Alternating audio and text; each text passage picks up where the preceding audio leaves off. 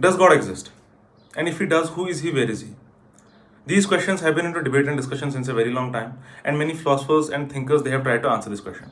Some have kind of denied the existence of God and somehow kind of approved the existence of God.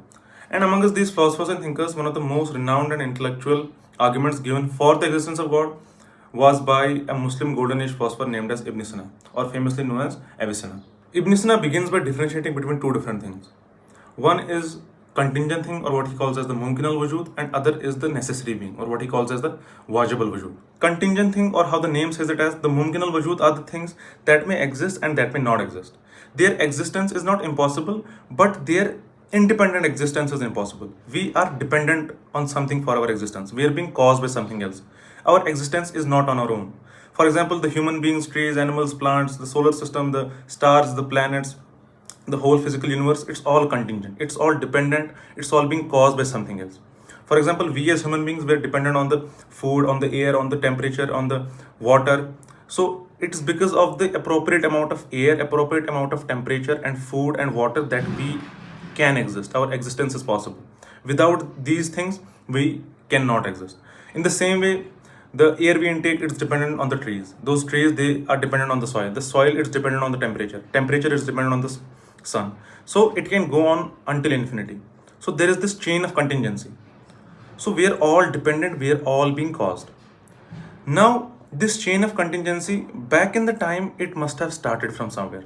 Someone must have started this chain of contingency. That's why it started. Because it's not possible it came out of nowhere. Something came out of nowhere and the chain of contingency started. This chain of contingency back in the time, it must have started from somewhere. It must have been started by someone. And that's where the concept of necessary being, or the Wājib al-Wujūd, comes into play. Necessary being is that uncaused cause. Necessary being is that existence on its own which started this chain of contingency.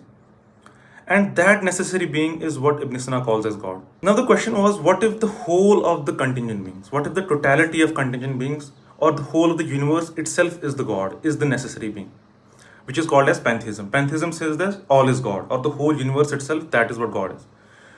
Ibn Sina argues that this is not possible, because in the earlier argument only he had explained that the necessary being is an uncaused cause, or is not dependent on anything else. But if we talk about universe, it is made of all the contingent beings. Made of means it is dependent on those contingent beings, because if we remove all the contingent beings, the universe, it won't exist. So the whole universe itself, it is dependent on the contingent beings, because of the contingent beings, the universe exists. So if it is dependent, it means that the universe itself is contingent. So he denies that the universe, or the pantheistic view of universe, that the universe itself is God, he denies it. Then he goes on to answer the question of monotheism, or Tawḥīd, or why is it that the necessary being or the God is only one. And this is how he explains it. For example, there are two gods. These gods, they would be similar in few things, and they would have to be dissimilar in few things as well. Because if they are similar in all the things, it means that they're similar, they're one, so it proves monotheism. So for there to be two gods, they would have to be similar and they would have to be dissimilar as well. But these similarities and dissimilarities, it means that they are made of different parts. Because that's why they are similar in few parts, and that's why they are dissimilar in few parts. But being made of parts, it means that the God is dependent on those parts, and if one of the parts is removed, the God won't exist. Then he goes on to say that the necessary being, he is eternal, which means that he has no beginning and he has no end.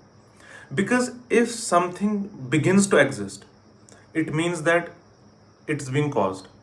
For example, when the contingent beings began to exist, they didn't just exist out of nowhere. They began to exist because they were being caused by the necessary being. So when you begin to exist, you must have a cause. That's how you could begin to exist. It's not that you would come out of nowhere. So to exist, to begin to exist, it means that you should have a cause which began your existence. Another way of understanding it is like this. If we say that the necessary being began to exist somewhere in time, it means that there was a time before the existence of the necessary being, which is logically impossible. But if we consider that also a possibility, a vague possibility, then it also means that in time, necessary being came to existence out of nowhere. But nothing can come into existence out of nowhere. Because if that is so, then it also applies to the contingent beings as well. We can also say that the contingent beings, they also came into existence out of nowhere. So for the necessary being to be there, he has to be eternal. He has to have no beginning and no ending. So according to Ibn Sina, the attributes of the necessary being are necessary existence, oneness, which means that he is only one, simplicity, which means that he is not made of parts, everlasting, and self-sufficiency, which means that he is not dependent. If you want more existential and philosophical videos like this, then please subscribe to my channel. I'll see you in the next video. Thank you so very much.